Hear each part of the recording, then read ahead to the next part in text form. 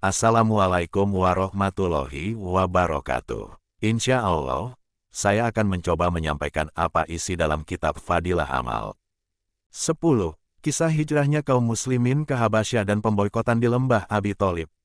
Ketika kekerasan orang-orang kafir terhadap kaum muslimin tidak berkurang, bahkan semakin bertambah, maka baginda Rasulullah Shallallahu Alaihi Wasallam mengizinkan para sahabat radhiyallahu anhum berhijrah ke tempat lain. Banyak di antara sahabat radhiyallahu anhum yang berhijrah ke Habasyah. Meskipun Raja Habasyah seorang Nasrani dan sampai saat itu belum memeluk Islam, ia terkenal dengan kelembutan hati dan keadilannya. Pada bulan Rajab tahun kelima kenabian, diberangkatkan jamaah pertama ke Habasyah sebanyak 11 atau 12 orang laki-laki dan 4 atau 5 orang wanita. Orang-orang kafir Mekah mengejar mereka supaya tidak jadi pergi ke sana, namun tidak berhasil.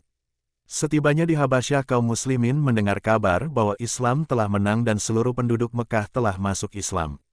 Mereka sangat bergembira dengan berita itu, sehingga mereka kembali ke Mekah. Ketika hampir memasuki Mekah, mereka baru mengetahui kabar itu tidak benar. Bahkan, orang-orang kafir Quraisy semakin memusuhi dan menyakiti kaum muslimin. Sebagian di antara mereka ada yang kembali ke Habasyah, dan ada yang terus memasuki Mekah dengan perlindungan beberapa tokoh Mekah. Peristiwa ini disebut hijrah ke Habasyah pertama. Setelah peristiwa itu, ada serombongan sahabat yang lebih banyak jumlahnya, yaitu 83 orang lelaki dan 18 wanita, yang secara terpisah-pisah berhijrah ke Habasyah. Perjalanan ini disebut hijrah ke Habasyah kedua. Sebagian sahabat ada yang mengikuti kedua hijrah ini dan ada yang mengikuti salah satu saja. Orang-orang kafir semakin marah ketika mengetahui kaum muslimin sudah hidup tenang di Habasyah. Mereka mengirim satu rombongan ke Habasyah untuk menemui Raja Najasyi sambil membawa banyak hadiah. Mereka juga membawa banyak hadiah untuk para pejabat istana dan para pendeta di sana. Sesampainya di Habasyah, mula-mula mereka menjumpai para pejabat kerajaan dan para pendeta Nasrani serta memberikan hadiah untuk menyuap mereka. Dengan bantuan para pejabat kerajaan dan para pendeta, utusan orang-orang kafir itu dapat menjumpai Raja Najasyi. Mereka langsung bersujud di hadapan raja dan menyerahkan berbagai hadiah. Lalu, mereka mengemukakan maksud mereka yang diperkuat oleh para pejabat kerajaan yang telah disuap itu. Mereka berkata, "Wahai raja, ada sekelompok kecil orang-orang bodoh dari kaum kami yang telah meninggalkan agama nenek moyang kami dan masuk ke dalam agama baru. Yang kami begitu juga Tuan tidak mengenal agama itu. Mereka telah datang dan tinggal di negeri Tuan. Para tokoh Mekah yang mulia, orang-orang tua, paman-paman, dan keluarga mereka telah mengutus kami untuk membawa mereka kembali. Serahkanlah mereka kepada kami." Raja Najasyi menjawab, "Kami tidak dapat menyerahkan orang yang telah meminta perlindungan kepada kami, tanpa memeriksa terlebih dahulu masalah mereka. Mereka akan aku panggil dan aku tanyai. Jika ceritamu benar, mereka akan kuserahkan kepadamu." Kaum muslimin pun dipanggil. Pada mulanya, mereka sangat mencemaskan tentang apa yang harus mereka lakukan. Namun, Allah Subhanahu wa Ta'ala dengan segala karunia-Nya menolong mereka sehingga mereka memutuskan untuk tetap memenuhi panggilan raja dan berbicara apa adanya. Mereka menemui raja dengan mengucapkan salam. Seseorang menegur mereka, "Kalian tidak beradab kepada raja dengan tidak bersujud di hadapannya." Mereka menjawab, "Kami dilarang bersujud oleh nabi kami kepada selain Allah." Selanjutnya, raja bertanya tentang keadaan mereka. Lalu, Sayyidina Ja'far radhiyallahu anhu maju ke depan dan berkata, "Dahulu kami berada dalam keadaan jahiliyah, kami tidak mengenal Allah dan Rasul-Nya. Dahulu kami menyembah berhala, memakan bangkai, berbuat jahat, dan memutuskan kekeluargaan. Yang kuat di antara kami menindas yang lemah. Dalam keadaan seperti inilah, Allah Subhanahu wa Ta'ala mengutus seorang Rasul yang nasab, kejujuran, sifat amanah, dan kesucian hidupnya sangat kami kenal. Beliau mengajak kami menyembah Allah yang esa, yang tiada sekutu baginya, dan melarang kami menyembah berhala. Beliau menyuruh kami berbuat baik dan melarang berbuat jahat. Beliau menyuruh kami berkata jujur, bersifat amanah, dan menjaga hubungan sanak keluarga. Beliau juga menyuruh berbuat baik kepada tetangga, mendirikan sholat, berpuasa, dan bersedekah. Beliau mengajar kami akhlak terpuji, melarang kami berzina, berdusta, memakan harta anak yatim, menuduh orang lain, dan perbuatan-perbuatan buruk lainnya. Beliau mengajarkan kami Al-Quran yang mulia. Dan kami beriman terhadapnya serta mengamalkan segala firman-Nya. Karena hal ini, kaum kerabat kami memusuhi kami dan menyiksa kami dengan berbagai penyiksaan. Maka keadaan memaksa kami untuk datang memohon perlindungan kepada Tuhan, atas perintah Nabi kami.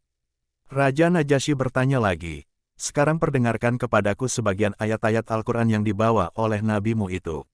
Maka Sayyidina Ja'far radhiyallahu anhu membacakan sebagian ayat-ayat permulaan surat Maryam. Bacaannya membuat raja dan para pendeta yang banyak hadir di sana menangis. Sehingga janggut-janggut mereka basah oleh air mata. Kemudian raja berkata, "Demi Tuhan, ayat-ayat ini sama dengan ayat-ayat yang dibawa oleh Nabi Musa alaihi salam, bersumber dari nur yang sama." Kemudian dengan tegas Raja Najasyi menolak permintaan orang-orang kafir Quraisy itu. "Aku tidak dapat menyerahkan mereka kepada kalian." Para utusan itu merasa kecewa dan terhina, sehingga mereka berembuk kembali. Salah seorang di antara mereka berkata, "Besok aku akan mengatur sesuatu, sehingga raja akan menumpas mereka." Namun, teman-temannya tidak menyetujui usulannya. Mereka berkata, "Meskipun mereka telah menjadi muslim, mereka tetap kaum kerabat kita." Tetapi orang yang mengusulkan itu tetap bersikeras. Pada hari kedua, utusan-utusan kaum Quraisy kembali menghadap Raja Najasyi dan berkata, "Orang-orang Islam itu tidak sopan terhadap Isa, yaitu tidak mengakui Isa sebagai anak Allah." Raja pun kembali memanggil kaum muslimin. Para sahabat bercerita, pada hari kedua, kami dipanggil lagi, dan hal itu membuat kami bertambah cemas. Meskipun demikian, kami tetap menghadap Raja. Raja bertanya, "Bagaimanakah Nabi Isa menurut kalian?"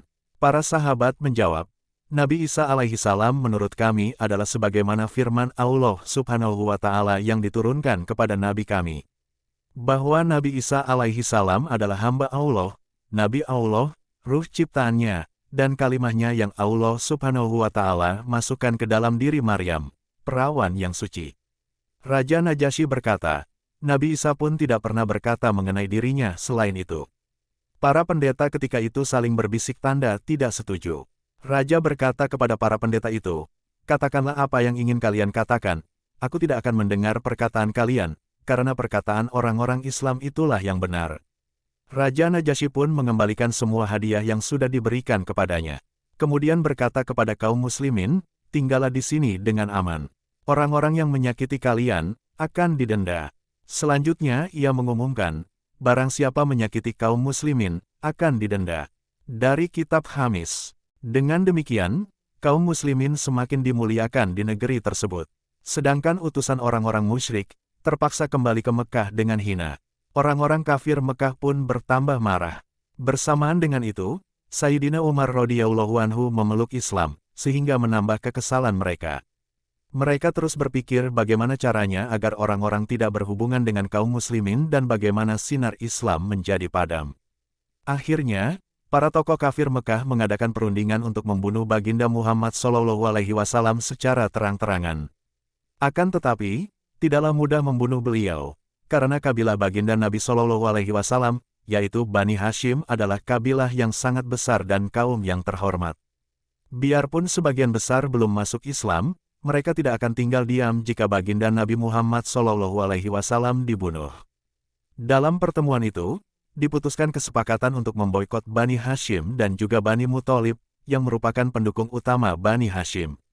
Orang-orang dilarang bertemu dengan Bani Hashim dan Bani Muthalib, atau sebaliknya, juga tidak boleh berjual beli, berbicara dengan mereka, bahkan tidak boleh berkunjung ke rumah-rumah mereka. Begitu juga sebaliknya, Bani Hashim dan Bani Muthalib dilarang datang ke rumah kabilah-kabilah lain. Keputusan ini akan terus berlaku selama Bani Hashim dan Bani Muthalib tidak menyerahkan Baginda Muhammad SAW untuk dibunuh. Keputusan ini tidak cukup dengan kata-kata, mereka pun membuat keputusan tertulis pada tanggal 1 Muharram tahun ke-7 kenabian. Keputusan tertulis itu selanjutnya digantungkan di dalam Ka'bah, agar semua orang menghormati dan berusaha mematuhinya. Akibat keputusan tersebut, selama 3 tahun Bani Hashim dan Bani Muthalib terboikot dalam sebuah lembah di antara dua buah gunung. Tiada seorang pun yang dapat menemui mereka, dan mereka tidak dapat menemui siapapun. Mereka tidak dapat membeli sesuatu dari orang Mekah dan dari pedagang yang datang dari luar. Jika ada seseorang dari mereka keluar dari daerah itu, ia akan disiksa. Jika ada yang menyampaikan suatu keperluan kepada mereka, maka akan mendapatkan reaksi keras. Hanya sedikit perbekalan yang ada pada mereka.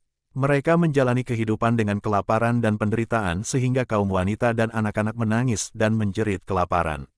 Bagi para tokoh, penderitaan anak-anak itu lebih menyakitkan daripada kelaparan dan penderitaan mereka sendiri.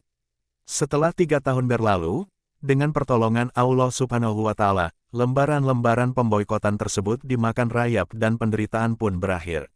Selama masa boikot itu, penderitaan yang dialami mereka sangat berat. Namun, para sahabat tetap teguh berpegang pada agama ini, bahkan terus menyebarkannya. Faidah, penderitaan dan kesusahan yang demikian berat telah dijalani oleh para sahabat radhiyallahu anhum. Kita menganggap mereka sebagai teladan dan kita mengaku sebagai pengikut mereka. Kita memimpikannya kemajuan seperti mereka. Namun renungkanlah dan pikirkanlah berapa besar pengorbanan para sahabat radhiyallahu anhum, sedangkan kita, apa yang sudah kita lakukan demi agama. Sesungguhnya kesuksesan itu senantiasa diperoleh melalui usaha dan kesungguhan. Kita ingin hidup senang dan damai tanpa agama, dan mencari dunia seperti orang-orang kafir, tetapi kita menginginkan kemajuan Islam. Mana mungkin itu bisa terjadi? Sebuah syair berbunyi, "Aku khawatir wahai Baduy, kau tak dapat mencapai Ka'bah yang merupakan tujuan. Karena jalan yang kau tempuh, jalan lain yang menuju Turkistan." Demikian hal yang dapat saya sampaikan. Jika terdapat kesalahan saya mohon maaf kepada para penyimak video ini, dan kepada Allah saya mohon ampunan. Saya akhiri. Wassalamualaikum warahmatullahi wabarakatuh.